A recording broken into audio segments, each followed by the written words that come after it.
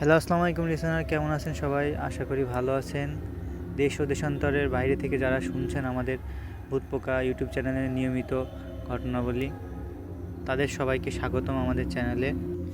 তো বেশি কথা না বলে চলুন ঘটনায় যাই। স্বাগতম লিসেনার আপনাদের আরও একটি নতুন এপিসোডে। তো আজকে ঘটনাটি যিনি পাঠিয়েছেন তিনি হচ্ছেন নাসিম ভাই। নাসিম ভাইয়ের বাসা হচ্ছে মূলত ঢাকায়। ওনারা সপরিবারে ঢাকায় থাকেন। নাসিম ভাইয়ের কাকাদের সাথে তেমন ভালো সম্পর্ক নেই, তাই তেমন কথা হয় না নাসিম ভাইদের। ওনারা গ্রামে থাকেন, মানে ওনার কাকারা সবাই গ্রামে থাকেন। নাসিম ভাইয়ের কাকার কয়েক বছর আগে একটা বাচ্চা হয়, যা মূলত নাসিম ভাইরা জানতোই না। আর যেহেতু কথা হয় না, সেই সূত্রে জানতে পারেনি। তো হঠাৎ একদিন নাসিম ভাইয়ের আব্বুকে তার ফুফু ফোন করে বলে যে তার কাকার ছোট ছেলে মারা গেছে। ৮ মাস মতো বয়স। তো এটা শুনে রীতিমতো নাসিম ভাই সহ ওনার বাবা-মা সবাই একটু অবাক হয় যে, কি ব্যাপার, যে বাচ্চা হলোই বা কখন আর মারা গেলই বা কখন? স্বাভাবিকভাবে এটা একটা অবাক হওয়ারই বিষয়। তো আমরা চিন্তা-ভাবনা করি যে কাকার ছেলের শেষ দেখা দেখতে যাব। তো যেই বলা সেই কাজ। তো শোনার পর আমরা গ্রামের উদ্দেশ্যে রওনা দিই। বিকালে পৌঁছায় দেখি বাড়ি ভরা মানুষ, সবাই কান্নাকাটি করছে। আমি, আম্মু, আব্বু সবাই বাচ্চাকে দেখতে যাই। দেখতে অনেক অবাক হই, কারণ বাচ্চাটা ছিল অনেক মোটা। মোটা বললে ভুল হবে, অনেক ফুলা। পানিতে লাশ থাকলে যেমন একটা হয় না যে লাশটা অনেক ফুলে গেছে। নরমালি ৮ মাসের বাচ্চা এমন কোনোদিনও সম্ভব না যে এতটা ফুলে যাওয়া। স্বাভাবিকভাবে মৃত্যু হইলে যে এতটা ফুলে যাওয়া। পরে জানাজা হয়, দাফন-কাফন শেষ হয়। আমরা কোনো একটা কারণে ওই দিনই বাসায় চলে আসি। এরপর ৭ থেকে ৮ মাস পর হঠাৎ ফুপু আবার কল দেয় আব্বুকে। বলে, "একটু গ্রামে আয়, কথা আছে।" এর পরের দিনই সবাই গ্রামে যায়। তখন কাকা এবং কাকি কান্না করতে করতে এসে বলে যে, "আমাদের রবিন অকারণে মারা যায় নাই। ওকে ব্ল্যাক ম্যাজিক করা হয়েছিল।" এইটা শোনার পর আব্বু বলে, "মানে?" পরে কাকি সব বলা শুরু করেন যে, রবিন মারা যাওয়ার ২ দিন পর কাকি স্বপ্নে দেখে একটা হুজুরের মতো অবয়বে একজন লোক কাকিকে বলতেছে যে, "অনেক কিছু আছে যা তোদের জানা দরকার।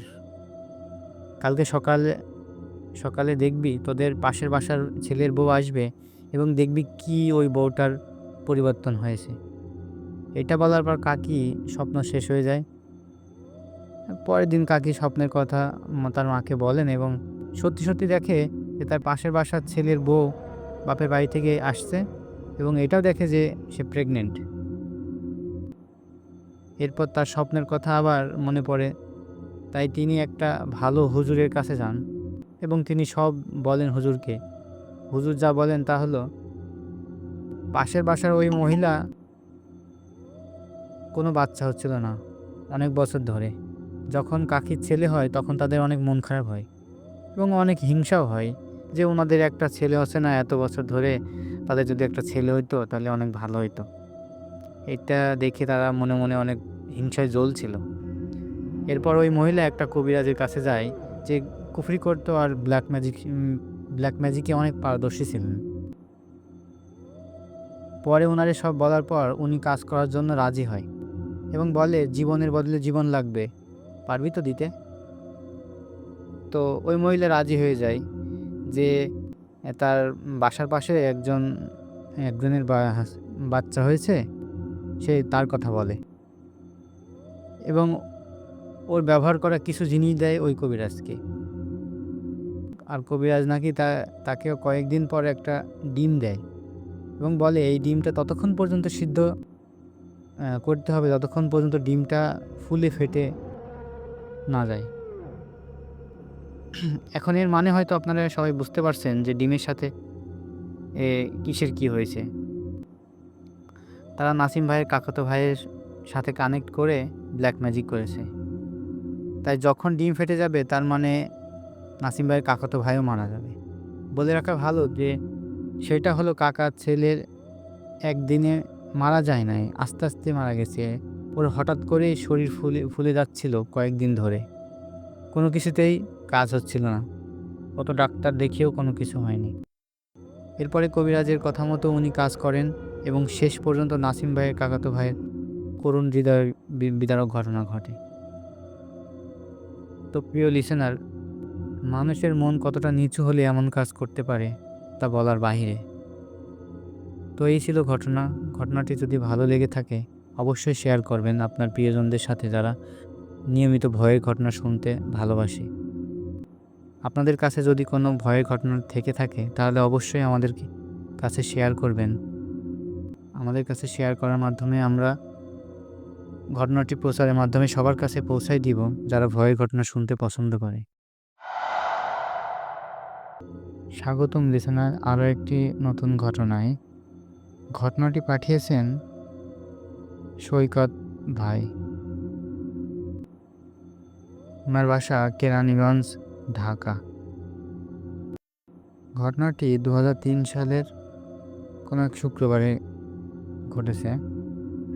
উনি যেভাবে শেয়ার করেছেন ঠিক সেভাবেই উপস্থাপন করছি। তখন আমার বয়স বড়জোর 8 থেকে 9 বছর। আব্বার সাথে কেরানীগঞ্জ গিয়েছিলাম এক বিয়ের দাওয়াতে। এখনকার সময় জনবহুল নয়, সেদিনকার কেরানীগঞ্জ অনেকটাই ফাঁকা, নীরব। রাস্তার ধারে গাছের সারি, খালি জমি আর গুটি কয়েক টিনের ঘর। আমরা দুপুরের মধ্যেই বিয়ে বাড়িতে পৌঁছে গেলাম। পরিকল্পনা ছিল যে জুম্মার নামাজ পড়ে খাওয়া দাওয়া করেই ফেরত যাব, কিন্তু হঠাৎ করে আব্বা জানালেন ফেরার সময় বদলেছে, এখনই যাওয়া হবে না, সন্ধ্যার পর ফিরতে হবে। আমার ভেতরে অজানা আতঙ্ক ছড়িয়ে পড়ল। কেরানীগঞ্জ তখনও ডাকাতির জন্য বেশ বিখ্যাত। আমি ডাকাত বলতে বুঝতাম সেই আলিবাবা 40 স্তরের মুখোশ পরা ভয়ঙ্কর ডাকাতদের, যারা বিন্দুমাত্র দয়া দেখায় না। আমি তখন ভয়ে চুপচাপ হয়ে গেলাম। আব্বা আমাকে বললেন, সমবয়সীদের সাথে খেলতে যা। কিন্তু কেমন জানি একটা অস্বস্তি কাজ করছিল, কারোর সাথে সেভাবে ঘনিষ্ঠ হতে পারছিলাম না। হঠাৎ এক ছেলেকে পেলাম যে আমায় বলল, আয় তোকে কিছু দেখাই। আমি হাঁটতে হাঁটতে ওদের বাড়ির দিকে গেলাম। ওদের বাড়ি পৌঁছে দেখি ওরা সবাই বিয়ের দাওয়াতে গেছে, পুরো বাড়ি একেবারে ফাঁকা। ছেলেটা বলল, তুই এখানে একটু বস, আমি কিছু একটা আনছি। ঘরটা ছোট, কিন্তু আশ্চর্যজনকভাবে এখনো একটু বাতাস ঢুকছিল না। যেন সব কিছু থমথমে, নিঃশ্বাস নেওয়াটাও কেমন জানি ভারী লাগছিল। ছেলেটা চলে যেতে হঠাৎ বিদ্যুৎ চলে গেল। পুরো ঘর ঘুটঘুটে অন্ধকারে ডুবে গেল। আমি চুপচাপ বসে থাকলাম, কিন্তু হঠাৎ করে আমার চোখ চলে গেল ঘরের এক কোণে। আমার রক্ত একেবারে জমে গেল যে দৃশ্যটা দেখে। অন্ধকার হলেও স্পষ্ট দেখতে পেলাম ঘরের এক কোণায় একটা অবয়ব বসে আছে।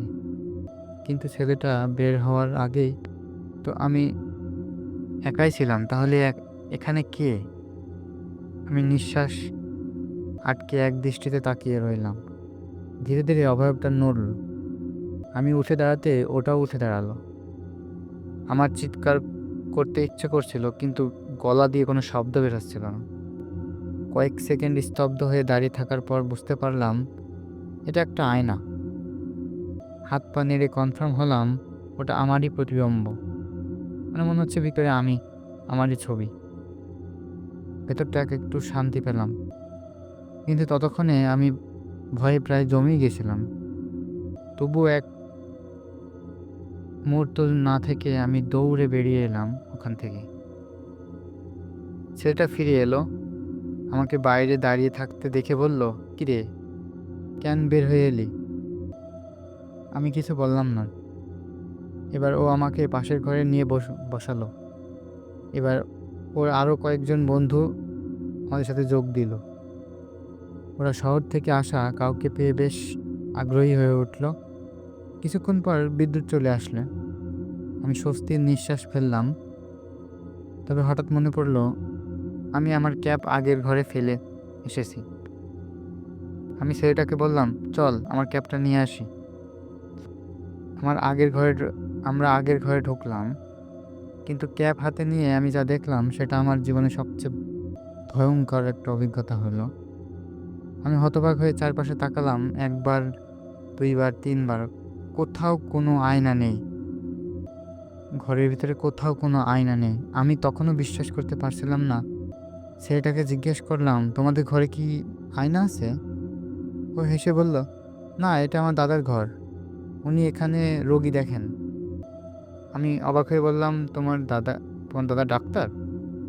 ও বলল, না, উনি জিনের তদবির করেন, এই ঘরে জিন থাকে, কিন্তু কাউকে কিছু বলে না। এই কথাটা শুনেই আমার পুরো শরীর ঝনঝন করে উঠল। আমি জানতাম ছেলেটা মিথ্যা বলছে না, কারণ আমি জানি আমি কি দেখেছি। যদি ঘরে কোনো আয়নাই না থাকে, তাহলে আমি যে প্রতিবিম্ব দেখলাম সেটা কার ছিল? আমি মুহূর্তের মধ্যে ঘর ছেড়ে দৌড়ে বাইরে বেরিয়ে এলাম। সেদিনের পর থেকে আমি ঘুটঘুটে অন্ধকারে ঘর এড়িয়ে চলি। আয়নার সামনে বেশি সময় দাঁড়ায় না। এখনো মাঝে মাঝে মনে হয় আমি যা দেখেছিলাম সেটা হয়তো আমারই প্রতিবিম্ব ছিল না। তো এই ছিল ঘটনা। ঘটনাটি কেমন লেগেছে অবশ্যই জানাবেন। আপনাদের আশেপাশে যদি কোনো ঘটনা ঘটে থাকে অবশ্যই শেয়ার করবেন আমাদেরকে ভূতপোকা@gmail.com ইমেইলের মাধ্যমে।